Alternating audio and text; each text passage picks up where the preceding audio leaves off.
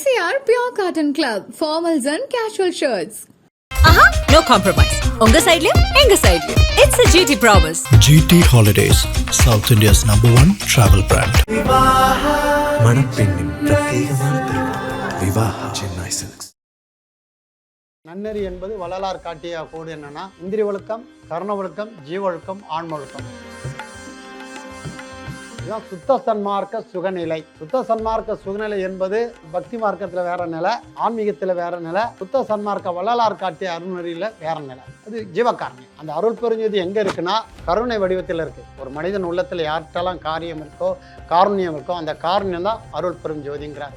ஒன்றுமே இல்லாமல் ஆண்டியாக இருந்து துறவியாக இருந்து வள்ளல் பெருமான் தர்மசாலையை தோற்று விட்டு இந்த அளவும் பசித்து பிணியிலே பெரிய பிணி பசிப்பிணி. இந்த பசியால் வந்த நோயை உணர்ந்தவங்களுக்கு தான் அந்த பசிப்பிணியினுடைய தத்துவத்தை தெரியும் தவிர மற்றவங்களுக்கு பசியினுடைய அருமை தெரியாது. அதனால தான் வள்ளல் பெருமான் தர்மசாலை முதல் தோற்று விட்டார். எத்தனை கோயில் நீ எத்தனை விரதங்கள் இருந்து கொடுமையான விரதங்கள் இருந்து யாகங்கள் செய்து கடைசியில் மாம்சம் சாப்பிட்டேன்னா நீ ஜீரோ. பிறர் வாழ நாம வாழணும், நாம வாழ பிறரை அழிக்க விடாது. அதுதான் வள்ளலார் காட்டிய வழியெல்லாம் ஜீவகாரணம், ஜீவகாரணம், ஜீவகாரணம். அருள் பெரும் ஜோதி, அருள் பெரும் ஜோதி, அருள் பெரும் ஜோதி, அருள் பெரும் ஜோதி, அருள் சிவ நெறிசார் அருள் பெரும் நிலைவாள் அருள் சிவபதியாம் அருள் பெரும் ஜோதி. வணக்கம். இன்று நம்முடன் சுவாமி பத்மேந்திரா அவர்கள் இணைந்துள்ளார்கள். வள்ளலார் பெருமான் குறித்து அவர்கிட்ட நாம கேட்டு தெரிஞ்சுக்க வேண்டிய விஷயங்கள் நிறைய இருக்கு. வணக்கம் சுவாமி. வணக்கம் சுவாமி. இப்போ வள்ளலார் பெருமான் நாம பார்த்துட்டு இருக்கோம். அவருடைய ஃபாலோவர்ஸ், அவருடைய டிவோட்டீஸ் உலகம் முழுக்க சுத்த சன்மார்க்கத்தை கொண்டு சேர்த்துக்கிட்டு இருக்காங்க. இந்த நேரத்துல வள்ளலார் அவர்களுடைய ஒட்டுமொத்த வரலாறும் நமக்கு சொல்லக்கூடிய செய்தி என்ன? அருள் பெரும் ஜோதி, அருள் பெரும் ஜோதி, தனிப்பெருங்கருணை, அருள் பெரும் ஜோதி. அற்புதமான இந்த கலாட்டா டிவைன் சேனலுக்கு சுத்த சன்மார்க்க வணக்கத்தை தெரிவித்து, வள்ளலார் காட்டிய நல்வழி என்பது உயிர் இறக்கம். உயிர் இறக்கம் இல்லை என்றால் மனித பிறப்புக்கு அர்த்தமே இல்லை. வாடிய பயிரை கண்ட போதெல்லாம் வாடினேன் என்று வள்ளலார் அந்த காரணியத்தை பற்றி அவருடைய ஒரு இயற்கையான ஒரு புல்லை பார்த்தோன்னே வருத்தப்படக்கூடியவர். மனிதன் படுகின்ற துன்பத்தை பார்த்து, மனிதன் துன்பங்கள் பல வகையாக இருக்கிறது. நம்ம ஒரு ஆசைப்படுவோம், அது கிடைக்காத துன்பம், ஒரு ஆசை ஒன்று திங்கும், அது கிடைக்கலாம், அது மாதிரி பல வகையான துன்பங்கள் நம்முடைய எண்ணத்தினால் வரக்கூடிய துன்பங்கள் தான். ஆனால் வள்ளலார் பட்ட துன்பம் என்னவென்றால், யாம் பெற்ற இன்பம் வையகம் பெற வேண்டும் என்பது, மரணமில்லா பெருவாழ் வாழ வேண்டும். மனிதன் மனிதனாக வாழ்ந்து நன்னெறியில கடைப்பிடித்து, நன்னெறி என்பது வள்ளலார் காட்டிய கோடு என்னன்னா இந்திரிய ஒழுக்கம், கர்ண ஒழுக்கம், ஜீவ ஒழுக்கம், ஆன்ம ஒழுக்கம். 4 வகை ஒழுக்கங்கள், 4 வேதங்கள் சொல்கிறாங்க. எங்களுக்கு 4 வேதமாக இந்த 4 ஒழுக்கங்கள் இருக்கின்றன. இப்போ இந்திரிய ஒழுக்கம் என்பது நல்ல செயலை நாம் கேட்பது. இப்போ நீங்கள் கேட்குறீங்க வள்ளலார் பற்றி இந்த உலக மக்களுக்கு தேவை, இது இந்திரிய ஒழுக்கங்கிறாங்க. கேட்டதை அடியன் செயல்படுத்தினால் அது கர்ண ஒழுக்கம். இந்த 2 ஒழுக்கம் பேலன்ஸ் ஆகி சரியான பாதையில் போயிச்சாச்சுன்னா உங்களுக்கு ஜீவன் ஒழுக்கம் கிடைக்கும். ஜீவன் ஒழுக்கம் என்பது நம்முடைய சுவாசம். நம்மளோட சுவாசம் அநீத்தியத்திலையும் உலக விகார எண்ணங்களையும் நம்முடைய மனம் ஓட நம்மளோட சுவாசங்களும் அதில் மாசுபட்டு கெட்டுப்போகுது. அப்படி கெட்டுப்போவதை நிலைநிறுத்ததுக்கு தான் வள்ளல் பெருமான் தான் காட்டிய வழிதான் சுத்த சமரச சுத்த சன்மார்க்க சத்திய சங்கத்தின் வாயிலாக நல்வழியை ஐயா போதிக்கிறார். அப்படிப்பட்ட வழியில் நாம் வருகின்ற போது ஜீவ ஒழுக்கம் கடத்தி விட்டால் அதுக்கு அடுத்தது ஆன்ம ஒழுக்கங்கிறார். ஆன்ம ஒழுக்கம் என்பது அனைத்து உயிர்களிடத்திலும் நம்ம அன்பு செலுது. அதனால தான் வள்ளலார் பாரு, அப்பா நான் வேண்டுதல் கேட்டு அருள் புரியல் வேண்டும், 6 உயிர்களுக்கும் நான் அன்பு செயல் வேலை, நான் பதவி வேணும், நான் அந்த உயர்வான நிலையில் இருக்கணும், நான் வீடு பேர் அடையணும்னு கேட்கல. நான் பெற்ற இன்பம் எல்லா உயிரும் இன்புற்று வாழ வேண்டும் என்று தான் வள்ளலார் சொல்றார். வருவார் அழைத்து வாடி வடலூர் வடதிசைக்கு வந்தால் பெறலாம் நல்ல வரமே என்பார் வள்ளல் பெருமான். மற்றவங்களாம் வரம் தான் சொல்லுவாங்க தவிர வள்ளல் பெருமான் மட்டும்தான் நல்ல வரங்கிறார். வருவார் அழைத்து வாடி வடலூர் வடதிசைக்கே வந்தால் பெறலாம் நல்ல வரமே. அங்கே நல்ல வரம் என்பது ஜீவகாரணியமே மோட்ச வீட்டின் திறவுகோல். இப்போ ஜீவகாரணம் என்பது என்ன? பல வகையான ஜீவகாரணங்கள் இருக்கு. ஒரு உயிர் வள்ளல் பெருமான் நமக்கு உலகத்துக்கே எடுத்துக்காட்டி ஒரு ஜீவகாரணம் வாடிய பயிரை கண்ட போதெல்லாம் வாடினேங்கிறார். அந்த வாட்டம் கூட நம்மகிட்ட யாருக்குமே கிடையாது.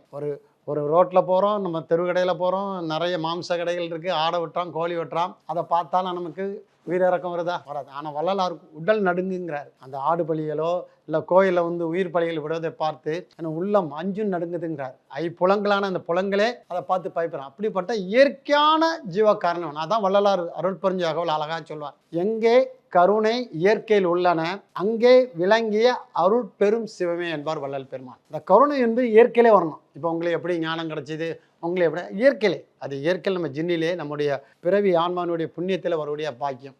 ஆகையால் அப்படிப்பட்ட வள்ளலாருடைய வழியில் நாம் வருகின்ற போது நிச்சயமாக புலால் மறுத்தல் என்கிறார். முதல் படியே வள்ளல் பெருமான் புலால் உண்ணாமை. வள்ளுவரும் சொல்றார், தன்னூன் பெறுவதற்கு பிரிதூன் உண்பான் எங்கனம் ஆளும் அருள், கொல்லான் புலாலை மறுத்தானே எல்லா உயிர்களும் கைகூப்பி தொழுங்கிறார் வள்ளுவர். வள்ளல் பெருமான் அதை தான் சொல்றாரு, ஜீவக்காரமே மோட்சவின் மொத புலால் உண்ணாமை. எங்க சுத்த சன்மார்க்கத்துக்கு இப்ப சௌரிமலை போகணும்னு நினைச்சோம். கார்த்திகை மாசம் மாலை போட்டு வர குருசாமி துணை கொண்டு அவர் வாதம் நம்பிக்கிட்டு இருமுடியை சுமந்துக்கிட்டே வந்தேனே, குருவனுடைய ஆசீர்வாதம் தாய் தந்த ஆசீர்வாதத்தோட மாலை போடுறோம். எங்களுக்கு வள்ளல் பெருமானுங்க முழுக்க ஒழுக்க நீர் தான் வள்ளலார் ஒழுக்கம். அந்த ஒழுக்கத்தை உடைச்சு பார்த்தா என்ன தெரியும், ஜீவகாரணம் தெரியணும். இதுதான் வள்ளல் பெருமான் அழகாக எங்களுக்கு போதிக்கின்ற ஒரு ஒழுக்கம். அந்த ஒழுக்கத்தில் ஜீவகாரணம் இருந்தால் நமக்கு பிற உயரத்தில் காரணம் இயற்கையிலே வரணும். இயற்கையிலே நமக்கு அந்த உணர்வு. இப்போ பிறப்பாடுடைய துன்பத்தை தன் துன்பம் என்று சொன்னால் தான் வள்ளலார் சொல்லார், உலகினில் உயிர்களுக்கு ஊறும் இடையூறெல்லாம் விலகினி அடைந்து விளக்குக மகிழ்க. ஒரு மனிதனுடைய மகிழ்ச்சி என்ன இருக்குது, ஒரு கோடி ரூபா லாட்ரி சீட்டு அடைச்சோன்னா எல்லாம் நான் எம்எல்ஏ ஆகிட்டேன், எம்பி ஆகிட்டேன், மினிஸ்டர் ஆகிட்டேன், அந்த சந்தோஷத்தை விட வள்ளலார் சொல்லுடைய மகிழ்ச்சி, உலகினில் உயிர்களுக்கு ஊறும் இடையூறெல்லாம் விலகினி அடைந்து விளக்குக மகிழ்க, சுத்த சன்மார்க்க சுகநிலை பெருக உத்தமனாக ஓங்குக என்றனை, போற்றினின் பேரருள் போற்றினின் பெருஞ்சீர் ஆற்றலின் ஓங்கி அருள் பெருஞ்ச என்பார் வள்ளல் பெருமான். அதுதான் சந்தோஷம், அதான் வீடு பேருங்கிறார். ஒரு உயிர் கஷ்டப்பட அந்த கஷ்டத்தை போய் நீ தீர்த்தை, அதான் உனக்குடைய மகிழ்ச்சி. அதனால் உலகின் உயிர்கள்லாம் அந்த சந்தோஷமா இருக்கணும். அவங்களுக்கு பிறருடைய கஷ்டத்தை ஓடி போய் நீ ஜீவகாரணத்தோடு அவங்களுக்கு உபகாரம் செய். இதுதான் சுத்த சன்மார்க்க சுகநிலை. சுத்த சன்மார்க்க சுகநிலை என்பது பக்தி மார்க்கத்தில் வேற நிலை, ஆன்மீகத்தில் வேற நிலை, சுத்த சன்மார்க்க வள்ளலார் காட்டிய அருணறியில் வேற நிலை. அது ஜீவகாரண்யம். வள்ளலார் செய்த அதிசயங்கள், அவருடைய வாழ்க்கை வரலாறுலேயே நிறைய அதிசயங்கள் செஞ்சிருப்பார் இல்லையா? இந்த ஒரு விஷயத்தை கண்டிப்பா மக்களுக்கு நான் கடத்தி ஆகணும்னு நீங்க மனசுல வச்சிருப்பீங்க இல்லையா? அடுத்தால ஏமாத்துறதுக்கா அதிசயம் சொல்லுங்க. அதிசயம் இருந்தால் தானே ஒரு மனிதன் நம்மளை கவர் பண்ணுறான். சொல்லுங்க. இப்போ நீங்கள் என்கிட்ட பேட்டி கேட்குற ஒரு அதிசயம் தான், இறைவன் கொடுத்த ஒரு வரப்பிரசாதம். எத்தனையோ பேர் இருக்காங்க வள்ளலார் பற்றி அதுமாதிரி அதிசயம் என்பது வள்ளலார் எங்களுக்கு காட்டிய அதிசயம் எல்லாமே ஜீவக்காரணம் என்ற ஒரு தாரக மந்திரம் தான் அதிசயம். அருள் பெரும் ஜோதி தனி பெரும் கருணை அருள் பெருஞ்சோதி என்பார் வள்ளல் பெருமான். அந்த அருள் பெருஞ்சோதி எங்கே இருக்குன்னா கருணை வடிவத்தில் இருக்கு. ஒரு மனிதன் உள்ளத்தில் யார்கிட்டலாம் காரியம் இருக்கோ காருண்யம் இருக்கோ அந்த காருண்யம் தான் அருள் பெரும் ஜோதிங்கிறார். இந்த மந்திரத்தை 2.5 வருஷம் தொடர்ந்து உச்சரித்தினால் நான் மரணமில்லா பெருவாள் பெற்றேன், சுத்த தேகத்தை பெற்றேன், சுத்த பிரண தேகத்தை பெற்றேன் என்று சொல்லிட்டு வள்ளல் பெருமான் சொல்றார். ஆனால் அவருடைய அதிசயம் என்பது இத்தனாயிர மக்கள் எந்த மகானுக்குமே இப்போ தைப்பூசம் என்று வள்ளலார் சித்தி பெற்றார். 1874 30ஆம் தேதி அவர் தைப்பூசம் நன்னால அவர் சித்தி அடைஞ்சார். உடம்ப சுத்த சன்மார்க்க சுத்த பிரண தேகமாக பெற்றார். அந்த தேகம் பிறரும் பெற வேண்டும். அந்த இந்த உடம்புக்குள்ளே நமக்கு எப்படி ஒரு காய்க்குள்ள ஒரு பூக்குள்ள ஒரு பிஞ்சு இருக்குதோ, அந்த பிஞ்சுக்குள்ள எப்படி ஒரு காய் இருக்குதோ, அந்த காய்க்குள்ள எப்படி மறைப்பொருளாட்டு அந்த கனியின் சுவை இருக்கோ, அது மாதிரி இந்த மானிட பிறப்புக்குள்ள அதிசயம் ஏற்றக்கூடிய அதிசயமே இதை தான் சொல்றார். அதிசயம் மரணமில்லா பெருவாள் தான் அதிசயத்தை சொல்றார். இந்த அதிசயத்தை நீங்களும் பெறுங்கள். வருவார் அழைத்து வாடி வடலூர் வடதிசைக்கே வந்தால் பெறலாம் நல்ல வரமே என்பது அதிசயம். சுவாமி, இப்போ அக்னி அப்போ திருவண்ணாமலையில சிவபெருமான் அக்னியாக நிற்கிறாரு அப்படின்னு சொல்லி தான் நம்ம மகாதீபம் கண்டிப்பா மகர ஜோதி சபரிமலை காந்தமலையில ஐயப்பர் ஜோதியா காட்சி ஒரு அக்னி பிளம்பா நமக்கு காட்சி கொடுக்குறாரு. அப்படிங்கிறப்ப நீங்க இப்ப சுத்த சன்மார்க்கத்திலையும் ஜோதி வழிபாடு மிக முக்கியமான ஒரு விஷயங்கிறப்ப இந்த ஜோதியில என்ன இருக்கு? ஆன்மீகத்திற்கும் இந்த ஜோதி வழிபாட்டிற்கும் என்ன தொடரும்? வள்ளலார் ஜோதிக்குன்னு ஒரு பாட்டுன்னு சொல்லியிருக்காங்க. ஜோதி ஜோதி ஜோதி சூயம் ஜோதி ஜோதி ஜோதி பாரம் ஜோதி ஜோதி ஜோதி அருள் ஜோதி ஜோதி ஜோதி சிவம் வாம ஜோதி சோம ஜோதி வான ஜோதி ஞான ஜோதி மாக ஜோதி யோக ஜோதி வாத ஜோதி நாத ஜோதி ஏம ஜோதி வியோம ஜோதி ஏறு ஜோதி வீரு ஜோதி ஏக ஜோதி ஏக ஜோதி ஏக ஜோதி ஏக ஜோதி ஆதி நீதி வேதனே ஆடல் நீடுபாதனே வாதி ஞான போதனே வாழ்க வாழ்க நாதனே வாழ்க வாழ்க நாதனே. ஜோதி ஜோதி ஜோதி சுயம், ஜோதி ஜோதி ஜோதி பரம், ஜோதி ஜோதி ஜோதி அருள், ஜோதி ஜோதி ஜோதி சிவம்ங்கிறார் வள்ளல் பெருமான். சுயம்பாக வரக்கூடிய சக்தி. இப்போ வந்து மகர ஜோதி என்பது ஒரு மலை பிரசத்தில் அந்த ஜோதி வந்து தைப்பூசத்துக்கோட அங்கே ஜோதி தரிசனம் கிடையாது. நீங்கள் சொன்ன மாதிரி அண்ணாமலை இதெல்லாம் புறநிலையில் நமக்கு உணர்த்துகிறார்கள். புறநிலையை உணர்த்தினதை அகநிலையில் கொண்டு வந்து உபதேசித்தவர் வள்ளல் பெருமான்.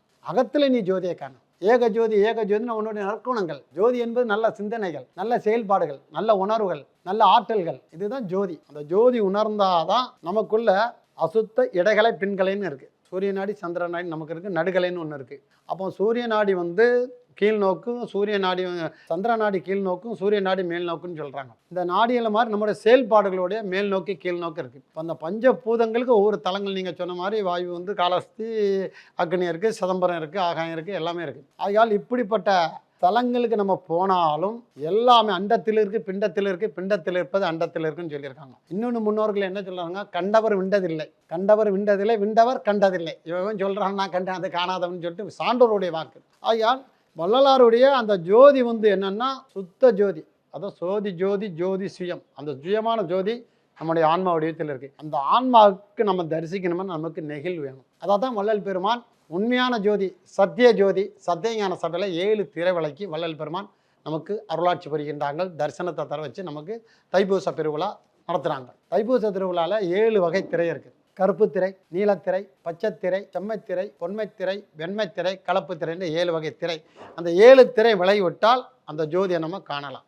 அதே மாதிரி நமக்குள்ள 7 வகையான அகங்காரங்கள், அஞ்ஞானங்கள் அது விலகிவிட்டால் நமக்கு என்னென்னா நமக்குள்ள கூட ஞான ஒளியை, அந்த சுத்த ஞான ஜோதியை நம்ம வந்து உணரலாம் என்று வள்ளலார் சொல்கிறார். அதனால தான் சொல்லலாம், உள்ளம் பெருங்கோயில் ஊனரம்பாளையம் வல்லபிரானுக்கு வாய்கோர் வாசல் தெல்ல தெளிந்தவர்க்கு ஜீவன் சிவலிங்கம் கள்ள புனைந்தும் காணாத மணி விளக்கே. இதே தான் மந்திரத்தில் சொல்கிறாங்க. சிவசிவா என்கிறார் தீவினையாளர், சிவசிவ என்றிட தீவினை மாலும், சிவசிவ என்றிட தேவரும் ஆவார், சிவசிவ என்ன சிவகதி தானே. அந்த சிவகதி தான் வள்ளல் பெருமான் அருள் பெரும் ஜோதியாட்டு கருணை வடிவமாட்டு எங்களுக்கு போதிக்கிறார். வடலூர் வள்ளலாருடைய சத்திய சன்மார்க்க சபை அங்கே என்ன நடக்குது? இப்போ சாமானிய மக்கள் நிறைய பேர் வந்து வழிபாடு பண்றாங்க அப்படிங்கிறது நமக்கு தெரியும். அங்க உள்ள என்ன மாதிரியான வழிபாடு நடக்குது, அங்கே இருக்கக்கூடிய அந்த அணையா விளக்கு, அதையெல்லாம் பத்தி கொஞ்சம் சொல்லுங்க சார். இயற்கையாக நாங்கள் வந்து வழிபாடுகள் வந்து உங்களுக்கு காலம்பரம் வந்து 11:45 வந்து 11:15 ஆரம்பிக்கும் ஜோதி தரிசனம்.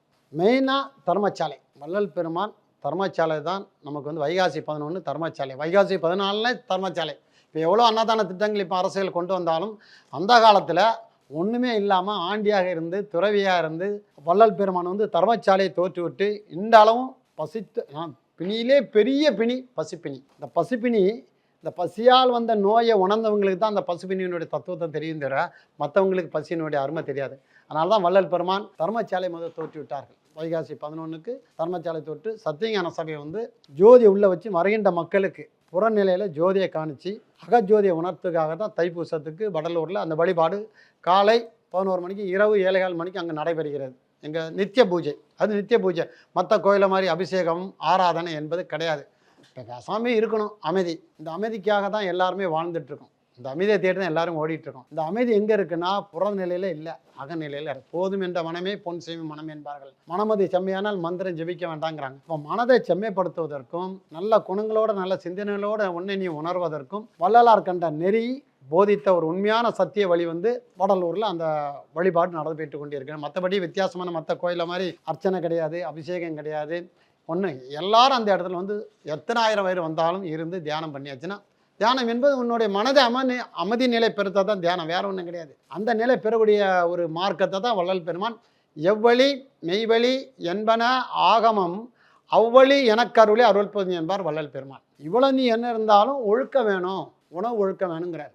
அதுக்கு ஒரு கவி சொல்றார். கங்கை இலை காவேரியில் 100 முறை மூழ்கி கணக்கட்ட திருக்கோயில் கால் தேய சுற்றி வெங்கொடிய நோம்பு ஏற்று உடலை வருத்தி வேதங்கள் கூறுகின்ற யாகமெல்லாம் செய்து பங்கமெல்லா வேதியர் கைபணம் அள்ளித்தந்து பசுவதை பூஜித்து அதன் கழிவை உண்போர்க்கு முத்தி விளையுமோ அவனுக்கு அறிவே துளங்காதுங்கிறார் வள்ளல் பெருமான்.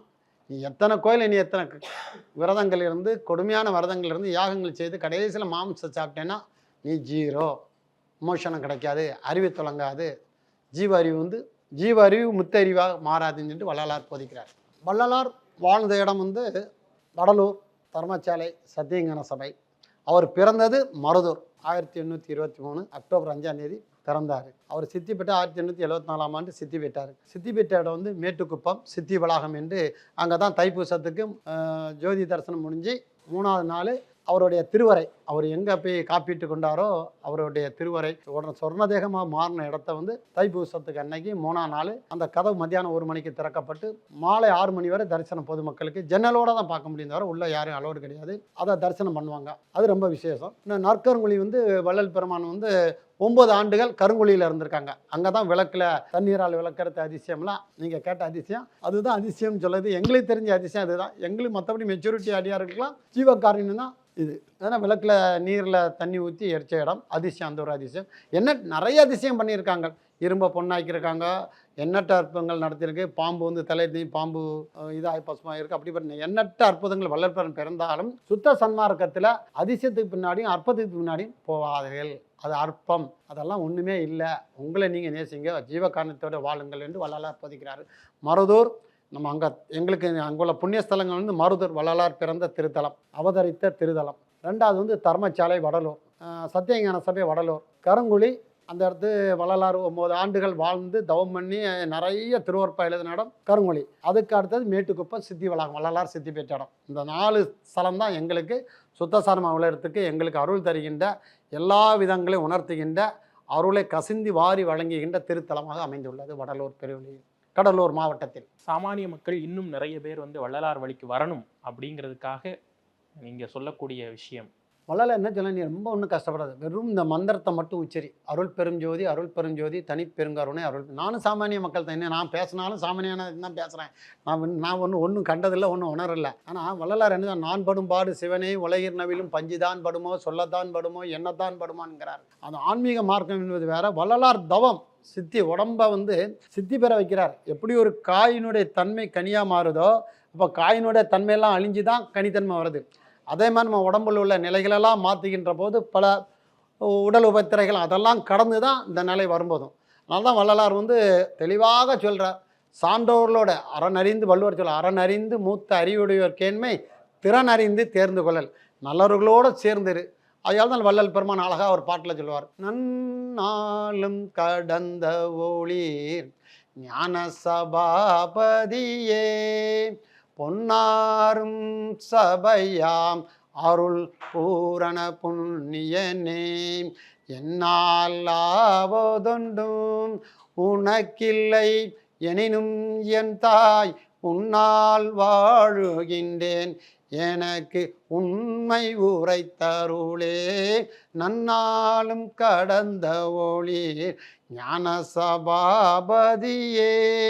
வள்ளலார் நாம் பட்ட பாடு ஒரு பக்கம் இருக்கட்டும், நீங்கள் வாருங்கள், இந்த மந்திரத்தை மட்டும் நீங்கள் உச்சரிங்கள். மன தூய்மையாட்டு இந்திரிய ஒழுக்கத்தோடு கர்ண ஒழுக்கத்தோடு ஜீவ ஒழுக்கத்தோடு ஆன்ம ஒழுக்கத்தோடு ஜீவனுங்க நான் பெற்ற பேர் நீங்கள் பெறலாம்ங்கிறார். அது உடனே அதுக்கு ஒரு கவி சொல்கிறார், இன்று வருமோ நாளைக்கே வருமோ அல்லது மற்றெண்டு வருமோ அறியேன் என் கோவே துன்று மலபம் மாயையற்று வெளிக்குள் வெளி கடந்து சும்மா இருக்கும் சுகம். சும்மா இருக்கக்கூடிய சுகம் யாரையும் நினைக்காத, நீ சும்மா இருந்தா இருக்குமா மனம் இருக்குமா, அது குரங்கு. ஆயால் அப்படிப்பட்ட மனதை அடக்குகின்ற ஒரு தாரக மந்திரம் அருள் பெருஞ்சோதி அருள் பெருஞ்சோதி தனிப்பெருங்கருணை அருள் பெரு. இந்த மந்திரம் தான் அதிசயம். இந்த மந்திரம் எல்லா அதிசயம் உனக்கு நிகழ்த்துங்கிறார் வள்ளல் பெருமான். மெயின் ஜீவகாரன் தான். அதான் வள்ளலார் அருள் பெருஞ்சோதியில முதலாடியாக சொல்ற அருள் பெரும் ஜோதி அருள் பெரும் ஜோதி அருள் பெரும் ஜோதி அருள் பெரும் ஜோதி அருள் சிவ நெறிசார் அருள் பெரும் நிலைவாள் அருள் சிவபதியாம் அருள் பெரும் ஜோதி.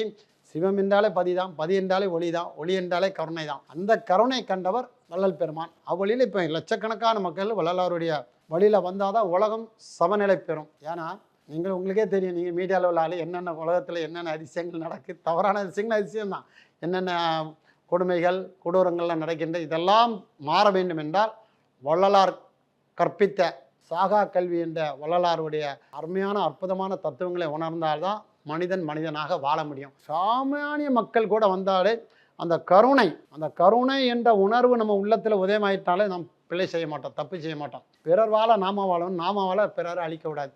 அதனால தான் வள்ளலார் காட்டிய வழியெல்லாம் ஜீவகாரண வழியும் ஜீவகாரண வழியும் ஜீவகாரணியம். ஆகையாக தான் வள்ளல் பெருமான் அற்புதமாக சொல்லுவார். ஜீவகாருண்யம் என்பது ஒருத்தர் பசி இருந்தால் உணவு கொடு, உடை இல்லைன்னா உடைய கொடு, உன்னால் முடிஞ்சது. ஜீவகாருண்யமே பிரம்மன் ஆயுசுங்கிறார். ஜீவகாருண்யமே பிரம்மன் ஆயுசு. ஈஸ்வரர் பக்தி என்பது நமக்கு 4 வகையான ஒரு நிலையில் வள்ளல் பெறுவான்னு சொல்கிறார். ஜீவகாருண்யம் பிரம்மன் ஆயுசை கொடுக்கும். நமக்குள்ள இருக்கக்கூடிய பாச வைராக்கியம் விஷ்ணு ஆயுசை கொடுக்குது.